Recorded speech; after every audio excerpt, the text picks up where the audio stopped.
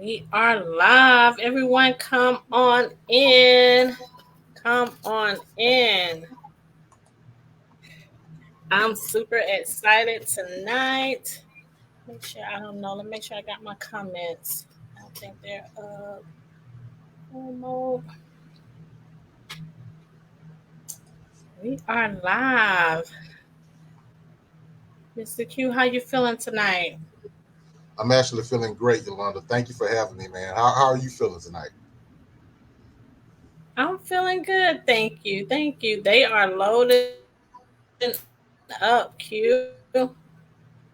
You guys come on in. We have a special guest tonight. We're going to go ahead and get started. So, hello, everyone, and welcome to our brand new Screen Yard Live. My name is Yolanda Smith, and I am the Life Coach Navigator. I am committed to helping you navigate the challenges with life and financial complexities of life. I am here to guide you towards the best version of you. This show is all about sharing the inspirational stories of successful individuals and how they navigated through ups and downs of life to achieve their goals. We definitely believe that anyone can learn something from these success stories. And tonight, you guys, I have my brother Quincy Rhodes as the Chronicles with Q. He is a financial professional. He is a minister. He's also currently serving in the United States Navy. So, are you guys ready to embark on a transformative journey with the Chronicles with Q? Well, welcome, Mr. Q. How are you tonight? Yolanda, I am great. I am great. I'm excited. I'm ecstatic for tonight. Thank you for having me, man. This is awesome. I just want to say hello to everybody out there. And Yolanda, thank you for this platform. Oh, Y'all are no awesome. worries, no worries. We are so honored to have you tonight. So, before we get started, can you tell us a little bit about you? Wow. I would consider myself to be a servant, just a servant of God, just looking to help people, be a blessing to people while God is blessing me. As you stated, I'm on my fourth year in the United States Navy. Um, I'm the second, the second of three.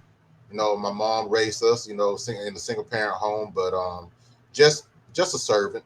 It's not too much about me except that I love just being a blessing to people. And also, got to talk about family. Have a wife and three boys. My wife Tiffany and my oldest son Jeremiah. Isaiah's Awesome, the middle child, and then awesome, awesome. I think we froze a little bit there, so I'm not sure what happened, but yeah, well, we did. thank you for your service, Mr. Q. We really appreciate Honor's all mine, Yolanda. The honor is all mine. you. Thank you. So let's dive right into it. So, Mr. Q, you are a financial professional. You are serving in the United States Navy as well. So, how is that going for you?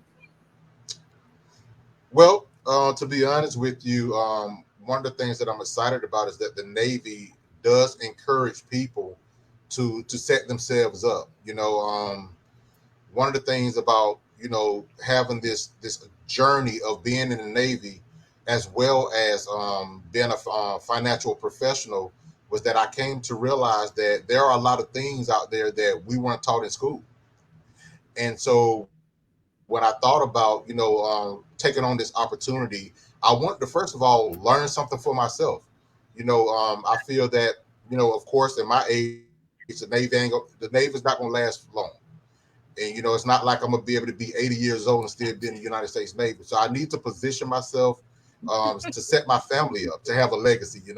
So it's going great. It has its challenges, of course, because I'm learning while also looking to educate people. But in the words of Frederick Douglass, there's without struggle, there's no progress. Yeah. Love it. Yes, that's absolutely right. Absolutely true. And when you talk about, you being serving in the Navy, right? And being a financial professional, trying to get yourself set up for your family for when things do transition. Can you tell us about a difficult time in life and how you overcame it? Oh wow. In 2017, my wife and I, we had our first child to be born together. Of course, again, I've mentioned that we do have two older boys, Jeremiah and Isaiah. But I had a daughter to be born. That was the first child that I had ever, brought into the world. And her name was Madeline. I had named after my mom. And the doctors had already told us that she had skeletal dysplasia, and that technically they basically stated that she wasn't even supposed to live when being born. But she, after my wife and I got married, she was born 3 days after that, and then she passed 3 days after that. And so it was really hard for me. I went through a period of depression where I gained a lot of weight. I had been trying to work out and get into the United States Air Force at the time, and I had lost all that weight, got down to like 175 pounds, and I still wasn't able to get in because they needed me to lose an additional 10 pounds. But when Madeline passed, I went through a period of depression, Yolanda, and I just felt to lose my first child, it really hit me hard, and I had gained, I went from 175 back to like 250 pounds. And as time progressed, 18 months after that, my wife and I found out that we were expecting again. And this time it was my son, my first son to be born. But he came out as a stillborn. And so I went through that period Oh, wow. not knowing that, God had a ram in the bush. And what I mean by that, after Solomon had passed, a couple of months later, I had tried to go into the Navy and they wanted me to go reserve. I was at the age of 39. And God woke me up and he said, go back. And I said, go back to where? And then he said, go back to the Navy to try the Navy. And so I woke up Tiffany. I told Tiffany, I said, God told me to go back. She said, what? Go back to sleep. And I was like, no, he told me to go back to the Navy. So lo and, be, lo and behold, we go to the recruiter. It's a different recruiter there. I've already graduated at that time with my master's in divinity. Not master's in divinity, my apologies, but my master's in public administration, policy, and lawmaking. As soon as I walk in the door, they say, "Hey, why don't you try out to be an officer?" Of course, I didn't do good on the OAR exam, but here I am now, 4 years in the United States Navy, and I'm happy to say that even though I went through that period, I didn't give up. If anything, we're gonna have our moments where we go through challenges and we don't understand why we go through those challenges. But I do believe that everything happens for a reason, but also you have to be willing to sit back and assess why did it happen and what doors open for me and what doors closed for me when it happened. And I come to realize that what God was doing was establishing me and my wife and putting us in a better position to serve. Because here we are now in San Diego, California. I do miss Georgia because I am a Georgia boy, but we were able to give birth to Ezekiel, my baby boy. So I thank God for just going through that period, that storm. It takes, when you see a flower growing, you have the dirt, you have the seed, you have the sun, but you also need the rain. And so sometimes you got to go through the rain just so you can grow. Absolutely, absolutely. What a journey that was. I'm sorry to hear about your kids passing, but I'm glad you was positive enough to kind of understand why things was happening. So let me ask you, what motivates you to continue to pursue your passion with when it comes to the Navy, also with being a financial professional after going through that? I would say legacy, legacy, Yolanda. In 2009, when my dad passed, Rhodes Jr., I had the opportunity to work in the Navy before Ezekiel was born, and I was like, we we see, on the obituaries when they have a person was born and then the person deceased, but they have that dot in the middle, that hyphen in the middle. And I started to think to myself, what do I want that to represent, that hyphen? From me being born to the time that I get, to the time that I pass, what do I want that middle story to be? How do I want people to remember, who Quincy Rhodes is, what all I've accomplished? And that really became the thing that motivated me to say to myself that, hey, I got to do it. Nobody can do it for me. My mom used to always tell me, Quincy, I've had my life and you have yours. So at some point, you're going to have to live your life for you. How do you want people to remember you? So that's really God has set me here on this earth for. Oh wow, I love that story. And when you talk about, going through that story in the middle and all of your achievements in the middle of your story, but well, let's talk about those challenges. Everyone knows that success doesn't come easy, right? So what are some of those challenges that you face while going, towards your goals and everything, like anything you face, because we know the middle of the story is where it's get rocky, right? So tell us about some of those challenges. Well, one of the hardest things, Yolanda, is when people get taken out of your life, relationships with people. There are times when separation comes, because in my opinion, I do believe that with elevation comes separation. There are times when we partner with people who are only supposed to be in our life for a certain season. But what we do is we try to hold on to those people and try to keep them in our lives forever when they were not supposed to be there forever.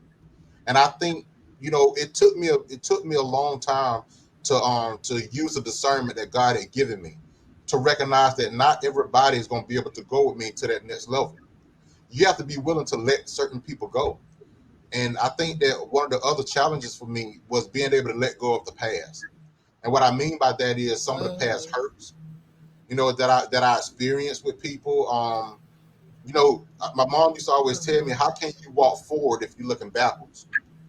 And so that was a thing for me, being able to let go of the past, being able to let go of the disappointments, because it took me having to learn that I shouldn't have expectations for people. The only being in my life who I feel has the right to have an expectation of me or anybody else is God, because He created us. I didn't create nobody. So in response to that, I shouldn't put expectations on people. I expect you to do this, because people have a choice to make. Some people have a choice to be mean to you,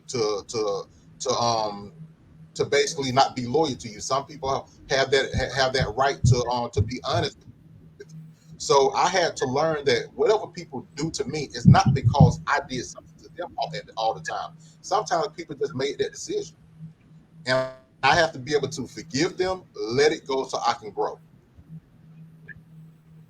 absolutely, That was absolutely. really Sometimes I feel like God put those people in our lives for our growth as well. So that's good that you're not. Don't be mad at anyone, because sometimes that comes the growth of that. So it's good that you went through that.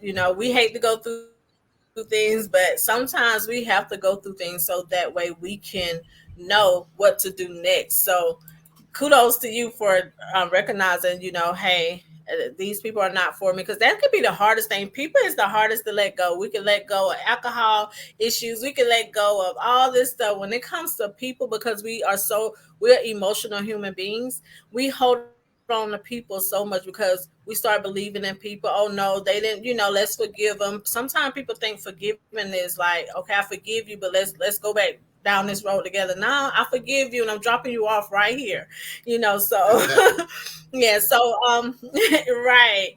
So talk about those failure. How has failure played a role in your journey when we talking about yourself? Because we all fail. We all made bad choices, right? So how has failure played a role in your journey, and what have you learned from it?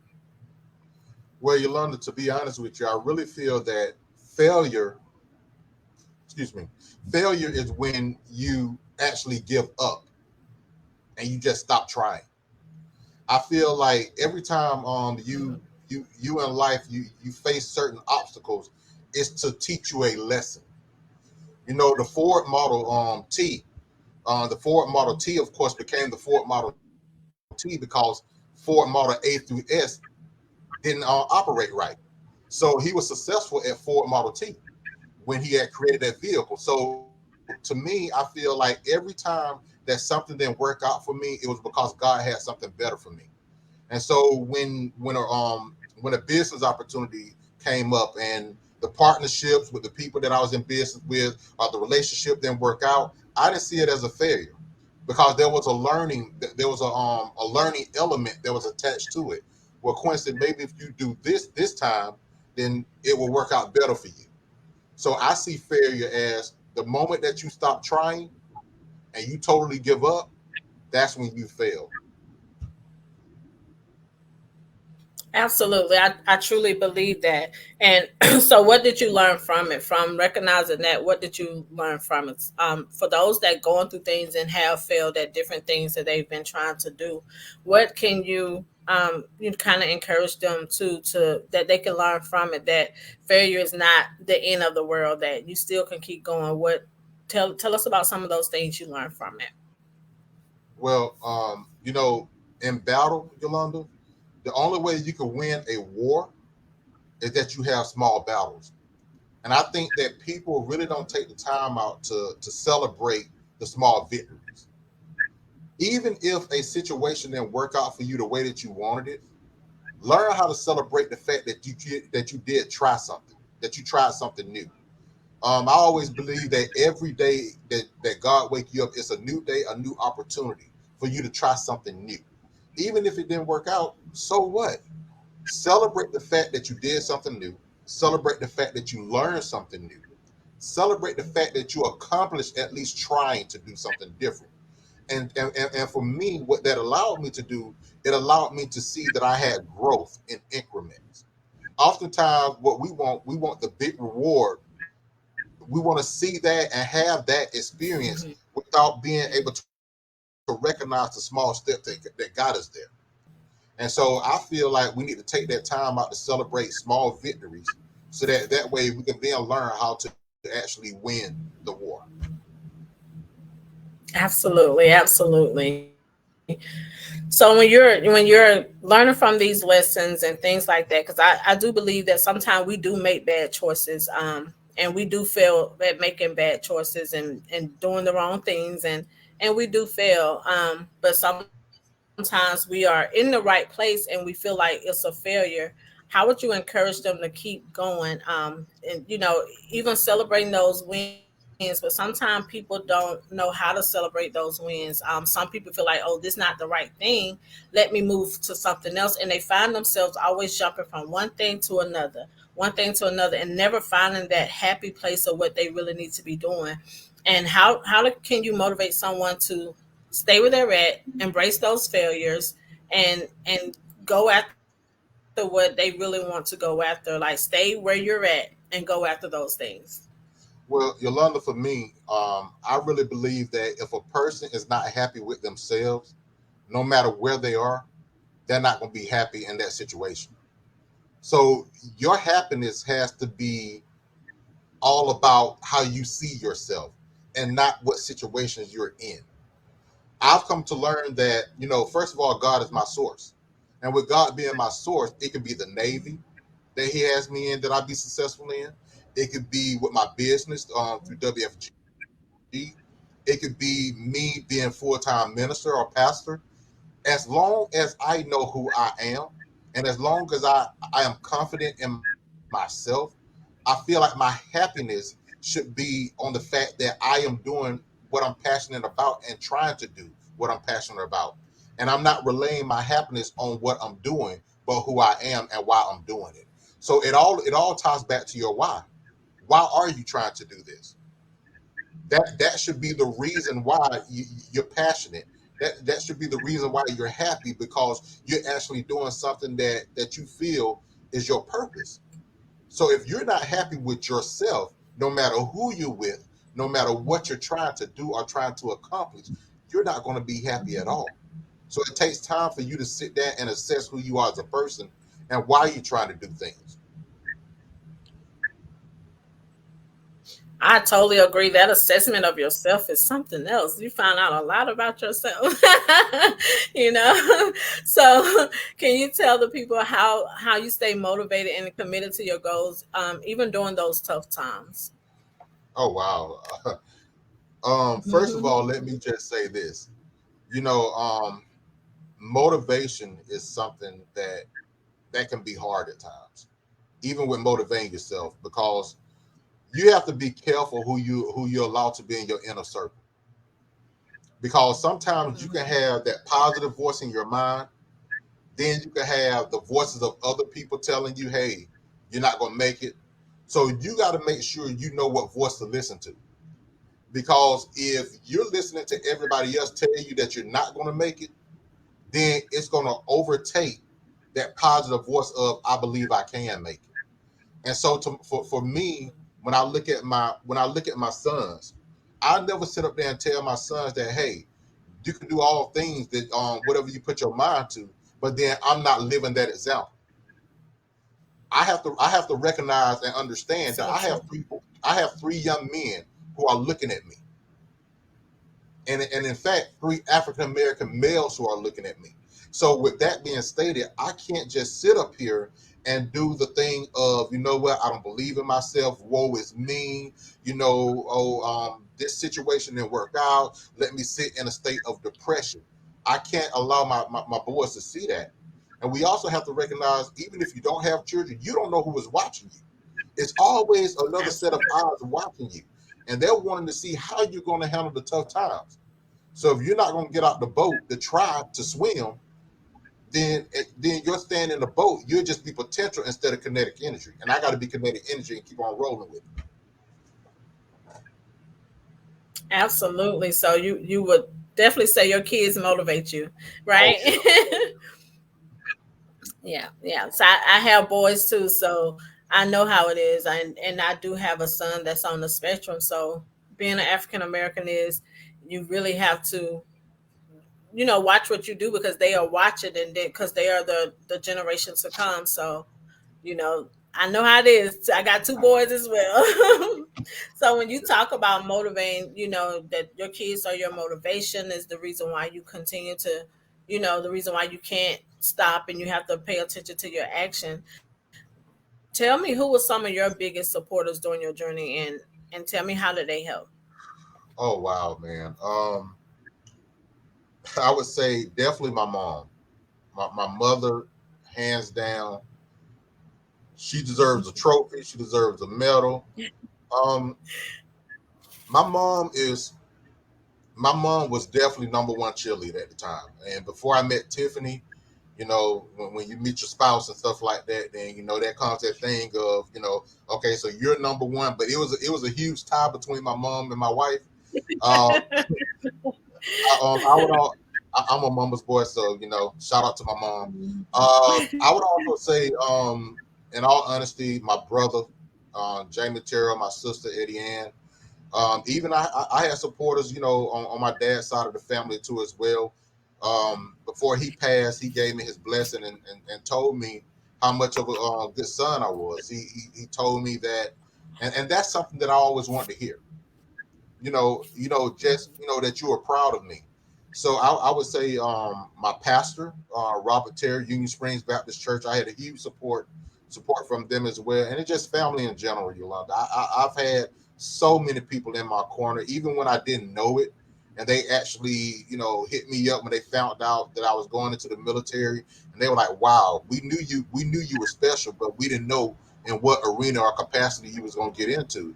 So, just church family, and my family, immediate family, and a whole slate of brothers and sisters that God has blessed me with.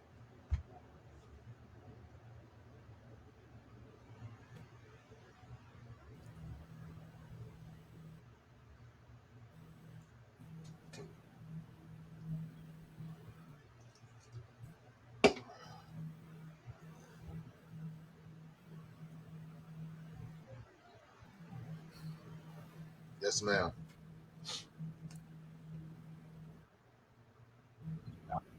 Okay, I'm so sorry. I don't know if I froze, but I did hear your whole slew of people, right? Ma'am. Yes, ma'am. Yes, ma'am. That's true. Definitely, definitely. I had someone a couple weeks ago, and I asked them that same question, and I talked about those individuals that's on a journey and they feel lonely, and for you to have that those individuals in your life is great. But he was talking about how he was on that road and thought he was lonely, but those supporters was the ones that didn't always have to be in his face. They were supporting him from a distance, but still supporting. Sometimes we have to just sit back and just realize who our real supporters are, and that's good that you had those individuals in your lives as well. And I know your mom, and I know she's super proud of you. Oh yeah. So Quincy, so being in the Navy, and also having some doing like financial professional career as well. How do you balance well, and kids? How do you balance well with success and that self care practice? We all need it. We got to get that self care practice in. So, what are some of the self care practice that kind of help you maintain a healthy work life balance? Well, for me, first of all, you definitely need a schedule. Now, I will say this: I was very hard headed, in the beginning of not having a schedule and just winging it. But I had a mentor. Of course, she's actually on this call right now. Hey, how you doing, Yolanda? Shout out to you. But she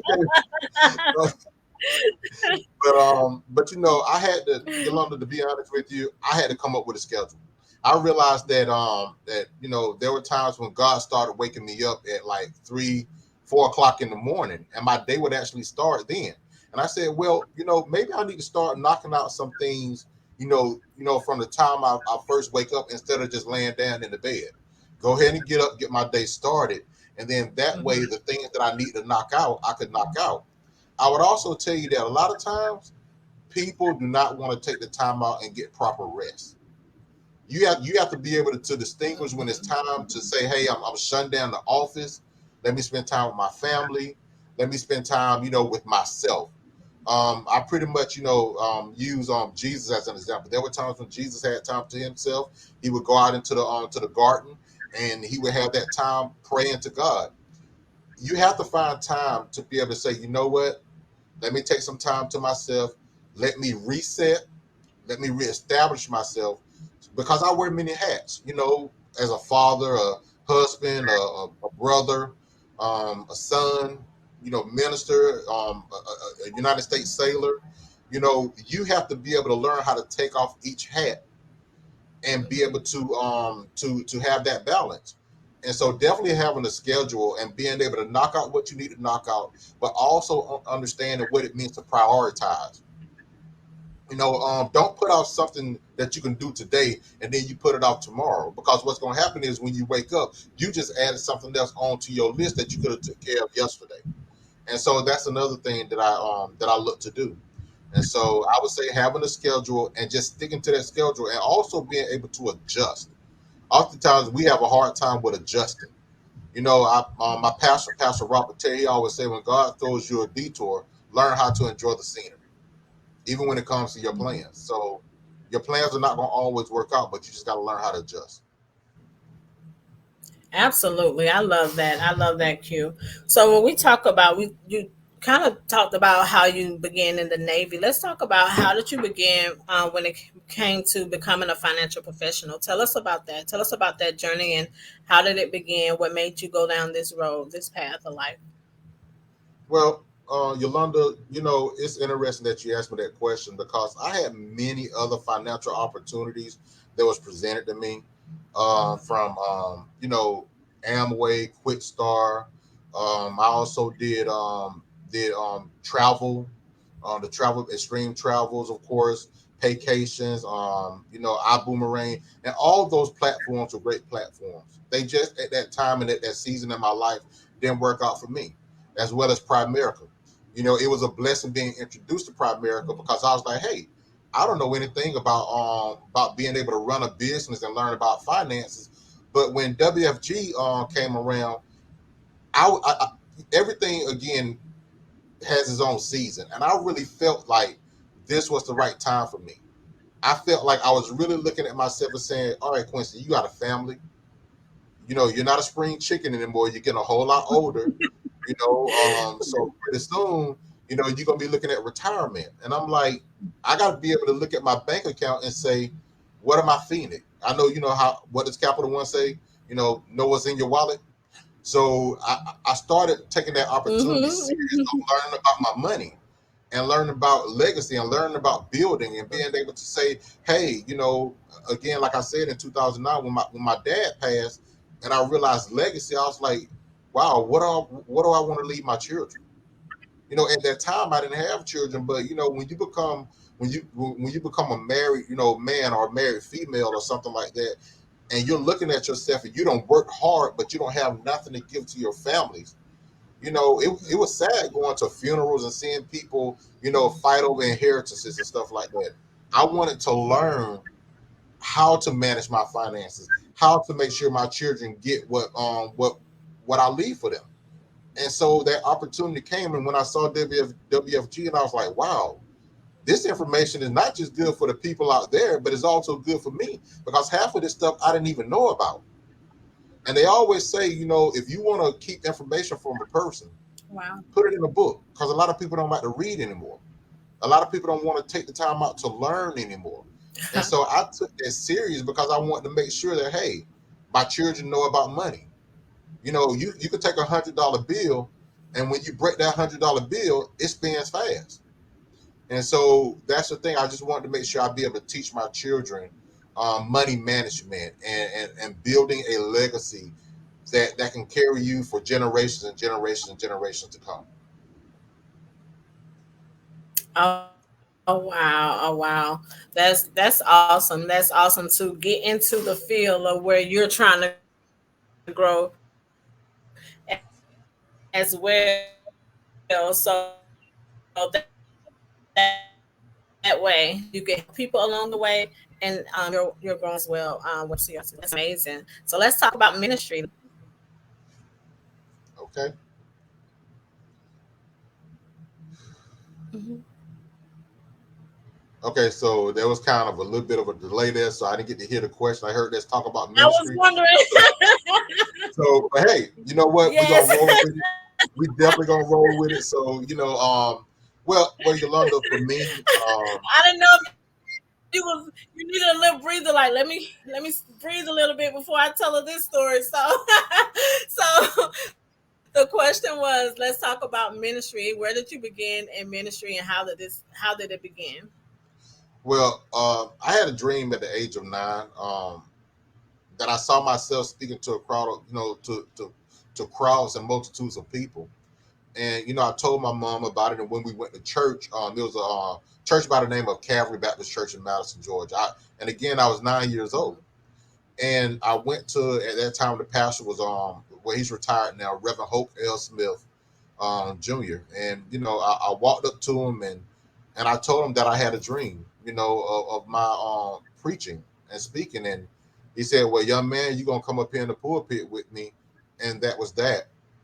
Now I did go through seasons, Yolanda, and I'm gonna be honest with you, that I didn't know if that was the right calling on my life.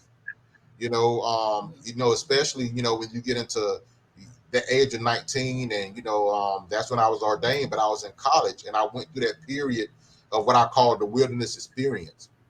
And so, I believe that when God calls you, He equips you, but it's also going to happen at the time that He calls you and when He wants it to be done. So I was able to sit around a lot of pastors, seasoned pastors, at a young age, and it humbled me, but also it catapulted me in the time that God has for me now, with being a minister now, teaching Bible study, praying with people, doing funerals, spending weddings and things of that nature. So it's been a process of me learning. I always tell people, it's not something that you learn overnight. Every day I learn something new about myself and the calling that God has on my life when it comes to being a blessing to people while He blesses me. Absolutely. I can't imagine that journey at such a young age and then going to college with that journey. So tell us about college life. And you're like, no, no. Tell us about college life. And what did you go to school for and what detoured when it came to college, what you went to school for, and how did it work with you being ordained as a minister and all the difficult roads you had to travel and the bumps in the road and all of that. Tell us a little bit about it. But first of all, let me make sure my seat is not too hot yet because you got me in the hot seat now, Yolanda. You didn't prep me for this question, but that's okay. No, you know what, Mama Yolanda? watching, mama watching. Mom, just know I'm not that person anymore. No, but Yolanda, just to be honest with you, being transparent, I went through a period in my life where I believe it was more so an identity crisis. I didn't want people to know who I was. I felt like, okay, Quincy, everybody has known you as Minister Rhodes. When you have adults coming up to you, oh well, I know that oh, you're gonna have all the girls, and then if it's another adult that knows that knew I was a minister as a child, then like he's a minister. Oh, but God gonna use you. So I felt like at that time in college, it was like I could be me. Nobody knows that Quincy is a minister. And I'm gonna tell you how crazy it was. Yolanda, I would go to parties and I'm trying to get into stuff that God knows I wasn't supposed to be trying to get into. And people would literally walk up to me and be like, dude, you need to go home. You don't belong in this crowd. And I'm like, what are you talking about? You don't belong in this crowd. We know that you're different. And I'm like, stop, man. Come on, man. Like I couldn't escape it. And one of the things that I've learned is that when you're anointed by God, you're also appointed. And his spirit is going to be on you, and people are going to recognize who you are no matter how many times you try to run from it. And so to me, college, because I was actually um my undergrad degree was mass communications. I went to Fort Valley State University. Yea, though I walked through the valley of the shadow of death because it was party city. I still got my Yes. degree. But I was a mass comm major, so I was a DJ on the radio station. I learned how to mix on the turntable, so I was going to parties. I was living it up. The life of the party, going to frat parties, whole 9 yards. Once again, I'm not going to say anything that incriminate myself. Just know I went to parties. So, but, but I think another But thing that that's was a journey. I think there was one thing that was really hard for me, Yolanda, was just relationships. And what I mean by that is, trying to pursue women and stuff like that God didn't call me to be with. It was like a 3 month thing. New relationship, argument in the middle of the month for the next month, break up after that in the third month. It was the whole process. It was a whole cycle. So my college experience was great. It was filled with me knowing that God had His hand on me, and He wasn't going to allow me to get out there too deep. I was able to graduate in 3.5 years with my undergrad degree in communications, and I love my college, man, Fort Valley State. Yeah,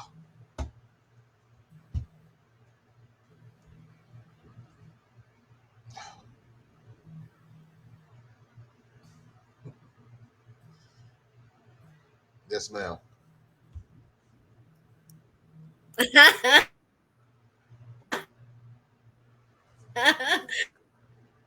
Awesome. That's amazing. That's that preparation stage. So, hey, nobody's judging you, whether it's ministry, whether it's business, to chase you. But sometimes you have to have that mindset of embracing it. So, Q, when it comes to owning a business, now you are a business owner. How do you navigate through life and teaching yourself like the mindset, all the mindset that comes along with business aspects versus your morals and your values? Do they kind of get mixed up, or how did that journey for you? Well, Yolanda, first of all, again, I feel like God placed me in this position to be a blessing to families, having my own business, things of that nature. I feel like, you know, anything that I do, it's always going to go back to God because He blessed me with it. So there's not times when my morals, don't get twisted or anything. If there's something that I feel is wrong that I'm about to do, I take it to God and I ask that He give me that guidance, and that He order my steps and how to handle the situation.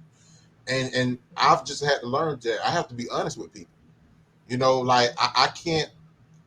I believe in integrity, so I can't sit up there and look at it as um, how my uncle, Pastor Robert Terrell, would say, not all success is good success. And so the problem is that I didn't want to chase money. I wanted to make sure I did everything in decency and in order. So when I look at business, I still have to be Quincy Rhodes, the minister. I still have to be Quincy Rhodes, the father that has three boys. Because anything that I do, the seeds that I sow, they're going to come into his own. And I don't want to put my family, I don't want to put, my wife and my children in any kind of position to where they have to suffer the fate of something that I did that was not right in standing with God. So I would never sell my morals for fame or success or anything like that. I can't. I got generations and I got children that have to follow in my stead, and I don't want to put that on them. Absolutely, absolutely. I love it. I love it. So when you talk about success, a lot of people define success and differently. So tell me a little bit what you think about what are your definition of success and what does it mean to you? Oh wow. Well, I mean, Yolanda, for me, when I look at that word success, I feel like it's me doing something or me being in that position to where I've helped a lot of people. It is not about the amount of money I have because money is just a reward that comes with success. To me, success is me fulfilling the purpose that God called me to do, and that's ministering to people. That's speaking positively into people. How my relationships with people. If people can sit up there and say, you know what, I don't have any issues with Quincy Rhodes. That man, he's awesome, or he's a blessing. I feel like that's success for me because your name is what's going to really be the worthy thing.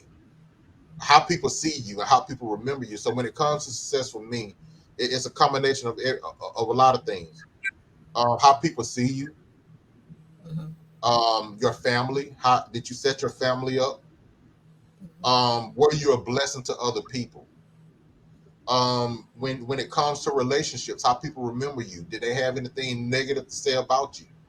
And even if they did, if they still had respect for you, those are the things that matter when it comes to success for me.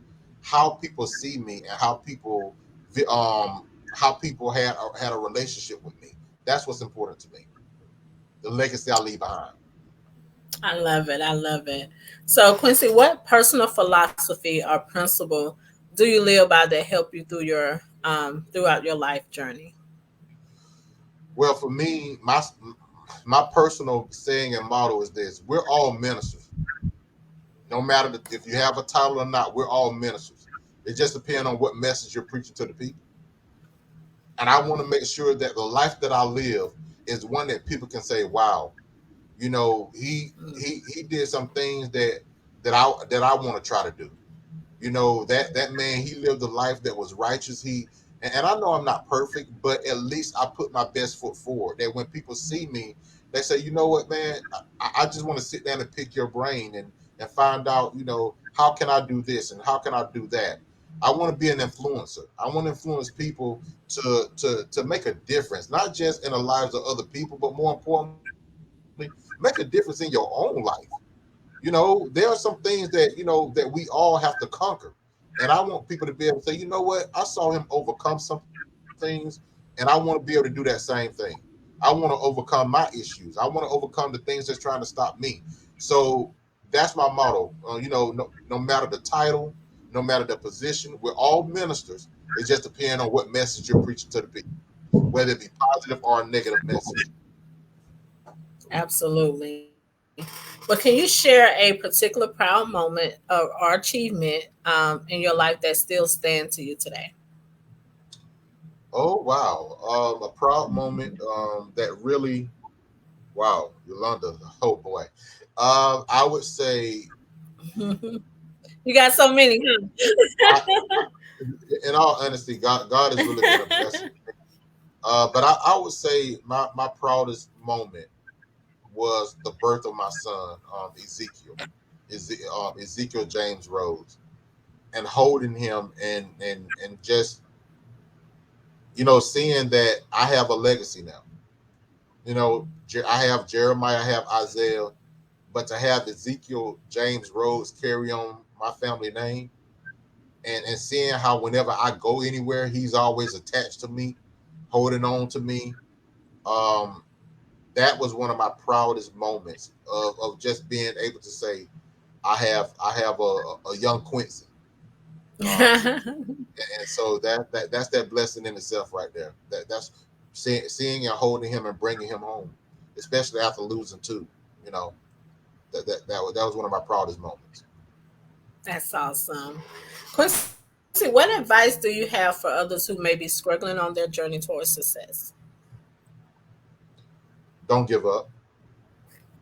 To be quite frank with you, every day that you wake up in the morning and you get to see the sunrise, that's a new day. That's a new opportunity. Don't let what happened yesterday be the thing that dictates how your new day is gonna go. My mom always told me, and she still tell me to this day, this right here: the past is the past. The future is not something that you should worry about because the future is the unknown. But the present is a present because it is a gift because you have it today. Mhm. So live in the present, live in the moment. So what if it didn't go good yesterday? So what if you don't understand what's going to happen tomorrow? But learn how to enjoy that moment. Learn how to enjoy the fact that you have today because today can set you up for a better tomorrow. But you got to live in Mhm. that today. Oh wow. I love that. I love that. So Quincy, before we go, I do want to ask the listeners if they have any questions. So if anyone want to ask any questions, please do so. You have a few minutes to do so. So please do so. Now we'll continue to talk until a question come up. Okay. Yes, ma'am. So Quincy, what's next for you? Oh wow, man. Well, um, I'm actually working on my podcast that I'm looking to start Okay. up soon. The Chronicles with Q, of course. I mean, it's a catchy name, so I'm just gonna stick to that. I feel that God is Okay. also prompting me to write a book. To write a book, also just to encourage people. So with that and of course building my business, building my brand. I have some future projects that I wouldn't mind put my hand into, whether it be writing a screenplay. I've always wanted to. A lot of people didn't know this, but I really want to go to college for film. I want to direct movies. I want to be a director and produce movies. So those are some things that I wouldn't mind sticking my hands into. But right now, the podcast and writing my book is going to be the next couple of ventures I have coming up. Okay. Well, tell us a little bit about the Chronicles with Q. Tell us a little bit how that got started and what's this all about. Well, Yolanda, I feel like a lot of times people, you know, the art of storytelling is so important. But I feel that people want to hear of how of certain success stories or certain failures that people went through to get to where they are. And so I felt that with the Chronicles of Q, I could actually use that as a platform to not only just tell people stories of people who went through certain things, or I can give important information, whether it be things about money, finances. I can show things about my family. So really, the Chronicles with Q is really just a close look at my life and some of the wisdom and the knowledge that was passed down to me from people who I've had who've had an influence on my life. Some of the things that they told me and how I could take that information apply it to certain life stories that I've heard or some of my experiences, and share that information with people. I think that the reason why people um, have a hard time with having relationships with people is that they don't understand that we're supposed to be imparting it to each other. Mhm. I'm supposed to be a blessing to you while you also being a blessing to me.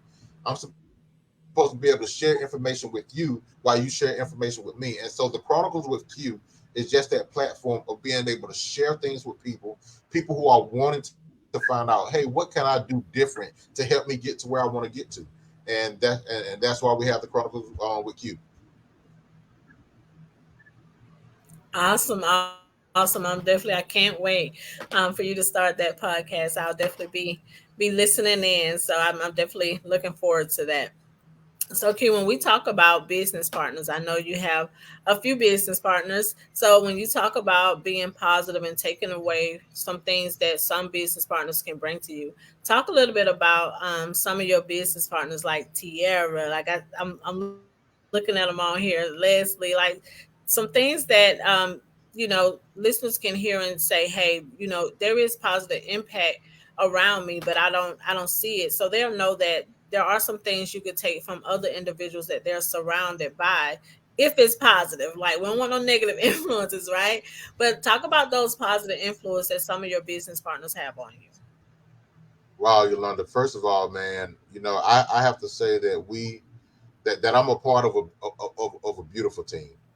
One of the things that I learned from Tierra is that Tierra Alexander, that she's a sponge.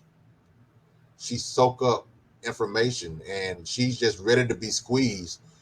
And that she has a she's very quiet, but she also knows how to operate in the right time and in the right season. She's quiet to the point where you don't know that she's in the room, but her shadow casts a big shadow to let everybody know that she's there. And oftentimes, your greatest asset is being able to be noticed without having to do anything to be noticed. And that's Tierra. I applaud her. I commend her Oh for yeah. that, because she's just a powerful woman. And we have a lot of powerful women on this team. So, fellas, where you at? Because I need some help. But also, I want to say, we have Miss Leslie. Leslie. What I love about her is her go get her attitude. She will make you laugh, but also she's about business. Mhm. And no matter what, she's gonna try to do the things that she have to do. Mhm. She may slip up, she may fall, but you know what? While Mhm. she's slipping up and falling, she's standing up and laughing at the same time. So she knows how to embrace those moments when she goes Mhm. through her struggles. Oftentimes, what happens is when we fall and go through our Yeah. struggles, we don't want to get up and laugh about it. You have to laugh. You have to laugh. Laugh at the fact that you failed, because at the moment that you laugh Right. about it, you say, "Hey, you know what? I still learn." And so that's what I love about Leslie. Man, oh my God! Like, Mhm. and then I definitely have to speak on Yolanda. I have to speak on Yolanda because Yolanda is just phenomenal. I think that one of the things that I admire about Yolanda, No, I Yolanda, was finding people on here for you. yeah, but in all seriousness, I think that one of the things that I've learned from Yolanda is that you have to be able to be honest with yourself. Accountability. Oftentimes, we don't want people to tell us the truth because we feel like, hey, because you're my buddy, you're my sister, you're my brother, you're supposed to always pat me on the back and say I did a good job. Not with Yolanda. Oh no, Yolanda gonna tell you the truth, and that's what I love about Yolanda. Like, you're honest, you're committed to seeing people win. Um, we have Miss Carmen. Man, what I love about Yeah. Carmen is that she see herself as an asset, not a liability. And what I mean by that is Love it. when you come into something and you're like you're down at the totem pole, and I'm not saying that she's down at the totem pole because she don't have what it takes, but she's already came in and told us that, hey, I'm either gonna catch up with you or I'm gonna pass you. But just know one of those gonna happen. And when you have that positive outlook about yourself and you see yourself as, I'm not gonna give up. I just started this and I'm gonna finish this. You gotta have that go getter attitude, because guess what? Nobody else is gonna do it for you. And that's Carmen. She's come to the realization that, hey, I have an opportunity to not just help others, but to also help my family. And so that's the beautiful Yeah. thing, man. It's it's countless people. I could talk about Reggie, Reginald. I could talk about Nick. A You lot got of our leaders, Rakia on here. and I got Miss Rakia. Okay, so let me tell you about Rakia. I'm gonna call Rakia Wonder Woman, and I'm gonna tell you why I call her Wonder Woman, I love because it. because It fits. to yeah, knowing the things that she expressed and shared with us that she was going through, and she never gave up. You know, she has a lasso of truth, which she gonna get the truth out of you, but she also gonna tell the truth herself. And she just has that spirit of, I am a powerful, Hmm. phenomenal woman. You're gonna accept me as that. You can call me crazy. Yes, I am crazy. I do have the papers to prove it to you, because I'm Rakia. That's her. She's honest with herself. She has no problem with letting people know that. And I think that, when you're transparent enough to tell people where you stand, what you believe in, and what you're sticking to, there's nothing that can stop you. The only thing that can stop you is yourself. And so I just want to tell you all Yeah. that, man. You all are powerful, man, and I love the ladies that God has blessed me with to be a part of. I really am.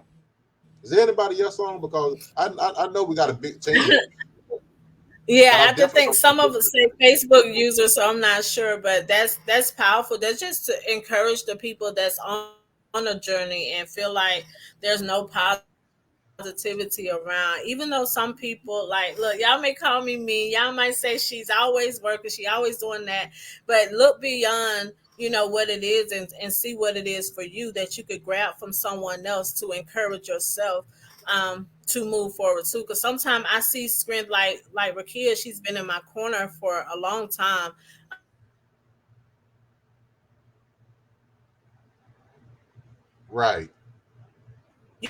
You need to be doing this. You need to be doing that. You need to be doing this. You need to be doing that. right. And she'll let you know even though you might not talk to them every day, but having those people in your corner.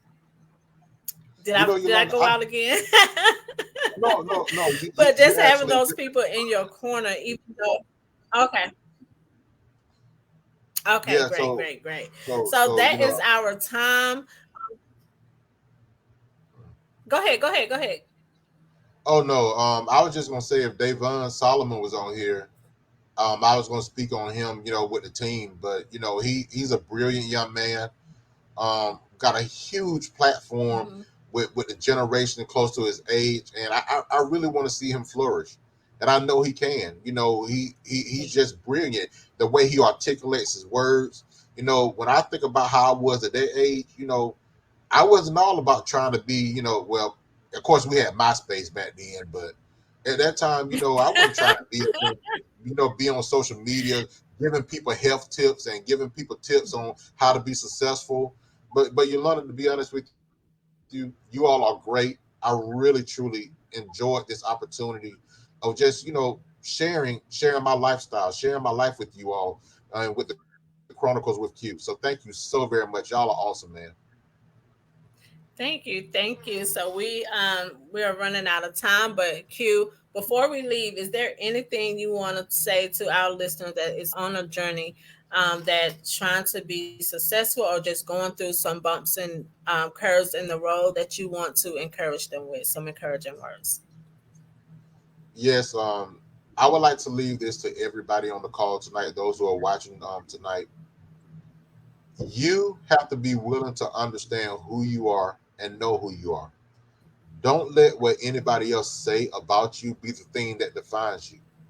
At the end of the day, when you're lying down on your deathbed, I don't want you to have shoulda, coulda, woulda, because you allow what people to say to dictate what you do and who you are. Go out there and get it. Be that builder that you want to be. See yourself as that child that in the yearbooks you used to put down, I want to be the president of the United States, or I want to be my own business owner. Yeah. Live your life as that child that want to accomplish those things and go after it. Because at the end of the day, nobody else is gonna do it for you. You got to do it for yourself. God bless you. God keep you. And I love you.